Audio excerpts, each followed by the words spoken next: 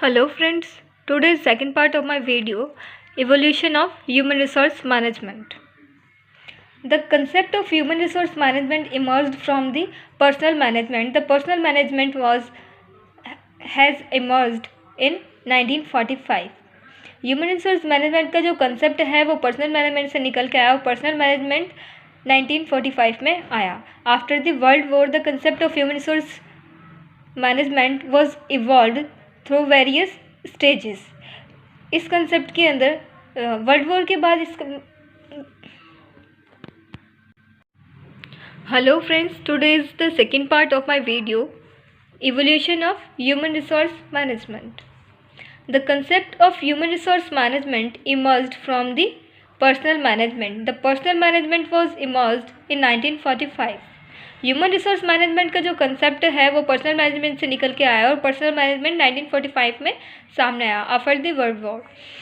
The concept of HRM has evolved through various stages. इसके अंदर काफ़ी सारे स्टेजेस थे: industrial relation, trade union, scientific management, behavioural science and the human relation.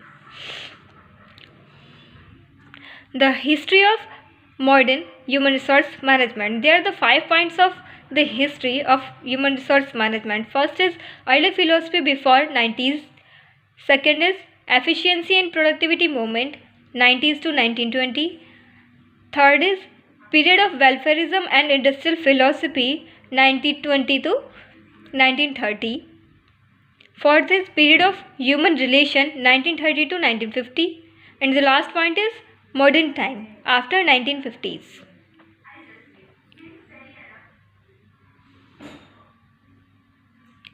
Now, first part is early philosophy before 90s.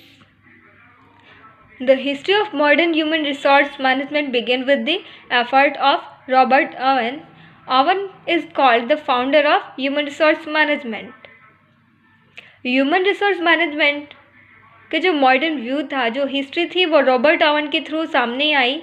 Robert oven को human resource management का founder भी कहा जाता है.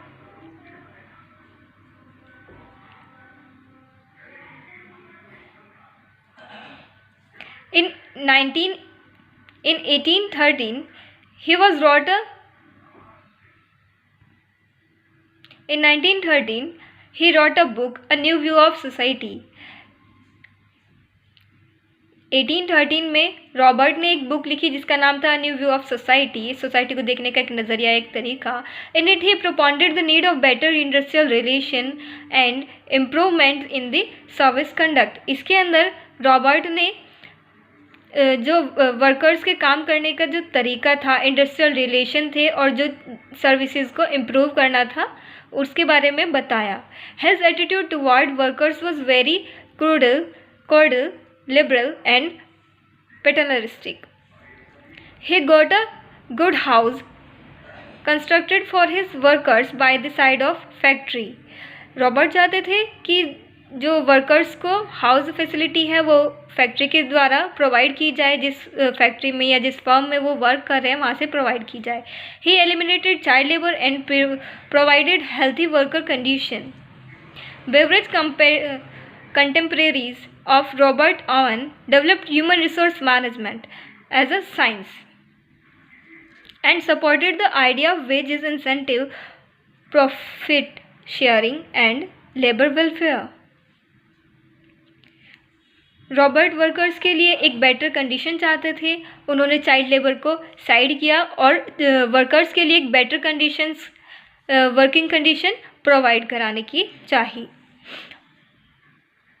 रॉबर्ट ने विज्ञान को एक तरीका, एक नई सोच देते हुए ह्यूमन रिसोर्स मैनेजमेंट को डेवलप किया, जिसमें वेजेस इंसेंटिव, जो श्रमिक थे उनके जो इंसेंटिव मिलता था, जो प्रॉफिट शेयरिंग था एंड वेलफेयर, लेबर वेलफेयर था, इन चीज़ से रिलेटेड यहाँ पर सब चीज़ें सामने आई.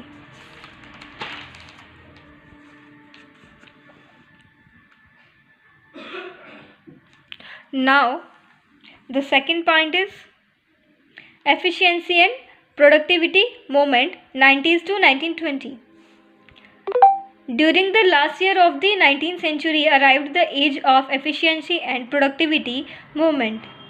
19th सेंचुरी के लास्ट ईयर्स में efficiency and productivity movement आया. The 2 decades from 90s to 1920 were the year of scientific management movement.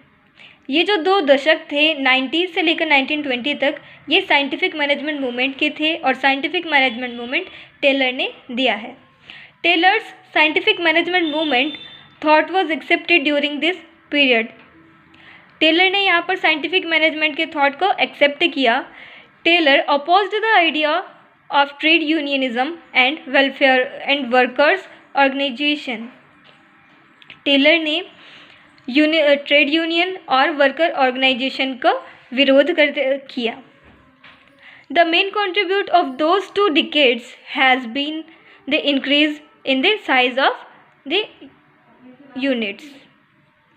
सबसे ज़्यादा योगदान इन 2 दशकों में रहा, जिससे यूनिट का जो साइज था उसे इंक्रीज करना, introduction the scientific thinking and action job analysis, standard costing, scientific selection and training of workers and the idea of mental relevance. इन 2 दशकों के अंदर काफ़ी सारे चेंजेस आए. यूनिट को, किसी वर्क को काम करने का तरीका, जो इंट्रोडक्शन था, साइंटिफिक जो थिंकिंग थी, उन सब चीज़ों को डेवलप किया. वहाँ पर काफ़ी सारे चेंजेस आए, काफ़ी सारी चीज़ों को ऐड किया गया और काफ़ी सारी चीज़ों को बाहर किया गया. नाउ अभी तक हमने इस वीडियो में 2 पॉइंट्स डिस्कस किए. Early philosophy before 90s, efficiency and productivity movement 90s to 1920, and the last 3 points आपको इस वीडियो के 3rd पार्ट में मिलेंगे.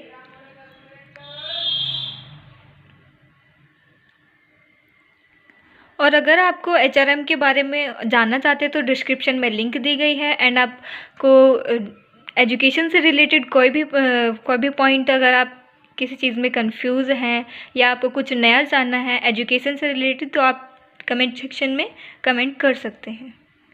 Thank you.